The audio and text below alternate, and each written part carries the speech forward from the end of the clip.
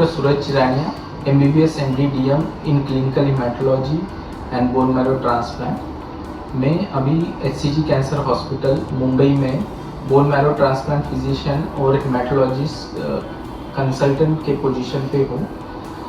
मैंने अभी तक मोर देन 600 ट्रांसप्लांट में हिस्सा लिया है और मुझे 8 साल से ज़्यादा हेमाटोलॉजी ये फील्ड में एक्सपीरियंस है। पर्पज़ ऑफ दिस वीडियो है कि आपको बोन मैरो ट्रांसप्लांट के बारे में जानकारी दिया जाए। अभी आजकल में ब्लड के डिसऑर्डर्स का डायग्नोसिस होने की वजह से जो प्रोपोर्शन है काफ़ी बढ़ते रहा है। ब्लड के डिसऑर्डर्स में कैंसरस कंडीशंस, इम्यूनोडेफिशिएंसी के डिसऑर्डर्स, बोन मैरो फेलियर के डिसऑर्डर्स और बहुत से बार जो मेटाबॉलिक डिसऑर्डर रहते हैं, ग्लाइकोजन स्टोरेज डिसीज, इनमें बोन मैरो ट्रांसप्लांट करने से क्योर रेट का चांसेस काफ़ी हाई रहते हैं। बोन मैरो ट्रांसप्लांट के दो प्रणाली रहते हैं, एक ऑटोलॉगस ट्रांसप्लांट और एक एलोजेनिक ट्रांसप्लांट। ऑटोलॉगस जैसे वर्ड बताता है, ये खुद की स्टेम सेल्स रहते हैं। एलोजेनिक में दूसरे व्यक्ति के स्टेम सेल्स अपने को लेना पड़ता है। तो ऑटोलॉगस में क्या करते हैं, खुद के स्टेम सेल्स एक अफेरेसिस मशीन रहती है उसमें से कलेक्ट करते हैं और sufficient dose of stem cell collect करने के बाद हाई डोज कीमोथेरेपी देके जो भी डिफेक्टिव डिसीज बोन मैरो है उसको डिस्ट्रॉय किया जाता है और नॉर्मल स्टेम सेल्स दिए जाते हैं जो खुद के ही है। ये हो गया ऑटोलॉगस। अब एलोजेनिक में जो बहुत से बीमारियां हैं जिसमें स्टेम सेल डिफेक्टिव रहता है वो बियॉन्ड रिपेयर रहता है, तो उसमें दूसरों के स्टेम सेल्स देने पड़ते हैं। तो दूसरों के स्टेम सेल्स में 3 अलग अलग टाइप के डोनर्स हो सकते हैं। एक रहता है फैमिली डोनर, जो यानी अपना फैमिली मेम्बर्स यानी भाई बहन या पेरेंट्स या फिर खुद के बच्चे ये डोनेट कर सकते हैं। ये फैमिलियर डोनर रहते हैं।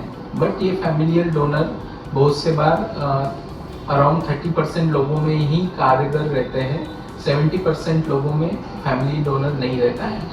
तो फिर दूसरे ऑप्शंस है अपने पास मैच अनरिलेटेड डोनर्स ट्रांसप्लांट, जिसमें जैसे डिफरेंट रजिस्ट्रीज रहती है, इंडियन और इंटरनेशनल रजिस्ट्री, उसमें पेशेंट का HLA रजिस्टर करवाते हैं। अगर वो HLA किसी बंदे से मैच हो जाता है तो हम उन रजिस्ट्री से कांटेक्ट करते हैं और उनको पूछते हैं कि वेदर वो डोनर स्टेम सेल डोनेट कर पाएगा या नहीं।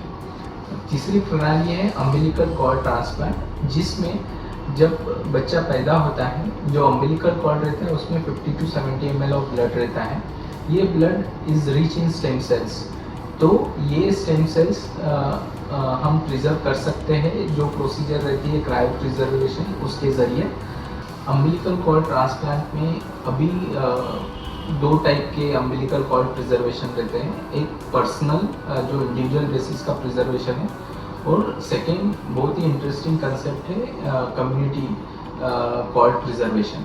तो प्राइवेट कॉर्ड प्रिजर्वेशन में जो stem cell umbilical cord preserve कर सकते हैं वो पर्सनल यूज़ के लिए रहता है। समटाइम्स वो स्टेम सेल का क्वांटिटी इतना कम रहता है कि वो शायद सुटेबल ना हो अगर आपके फैमिली को ट्रांसप्लांट की ज़रूरत रही तो भी। तो उसका जो ड्रॉबैक है ओवरकम करने के लिए कम्युनिटी कॉर्ड बैंकिंग है। जैसे प्रॉब्लम्स लाइक थैलेसीमिया है जिसमें एलोजेनिक स्टेम सेल ट्रांसप्लांट लगता है क्योंकि स्टेम सेल डिफेक्ट रहता है, तो उन बीमारियों में इंडिविजुअल और पर्सनल कॉर्ड प्रिजर्वेशन बहुत यूज़फुल नहीं रहता है। इनका ओवरशैडो करने के लिए कम्युनिटी कॉर्ड प्रिजर्वेशन एक अच्छा इंटरेस्टिंग कंसेप्ट है, जिसमें आप कम्युनिटी कॉर्ड प्रिजर्वेशन देखा जाए जिसमें पूरे एज इन कम्युनिटी प्रोजेक्ट में अगर स्टेम सेल्स प्रिजर्व किया जाए तो फ्यूचर में अगर आपको स्टेम सेल डिफेक्ट आता है तो कम्युनिटी में जो HLA type HLA match cord blood cells रहेंगे तो वो आपको दिए जा सकते हैं। उसका फ़ायदा ऐसे भी रहता है जब आपको अगर एक से ज़्यादा अम्बिलिकल कॉर्ड से स्टेम सेल्स कलेक्ट करने का काम पड़े तो 2 या 3 कॉर्ड ब्लड से भी वो पुल कर सकते हैं। ये एक बेनिफिट रहता है। ओवरऑल बोन मैरो ट्रांसप्लांट एक काफ़ी कॉस्टली प्रोसीजर रहती है।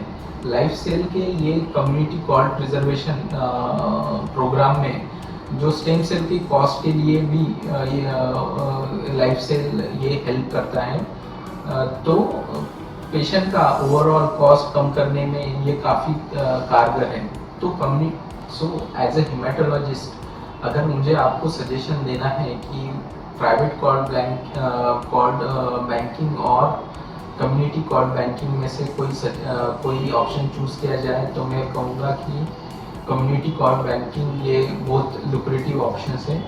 इसमें आप आपके बच्चे का कॉर्ड ब्लड रिजर्व कर सकते हैं और अगर चाहे तो दूसरे फैमिलीज को भी हेल्प कर सकते हैं, और आपके फैमिली को अगर हेल्प लगी तो दूसरे के फैमिली के रिजर्व किए स्टेम सेल्स भी आप यूज़ कर सकते हैं। तो ये आपके लिए भी फायदेमंद है और कम्युनिटी के लिए भी अच्छा है। तो I will always prefer you to choose community called banking.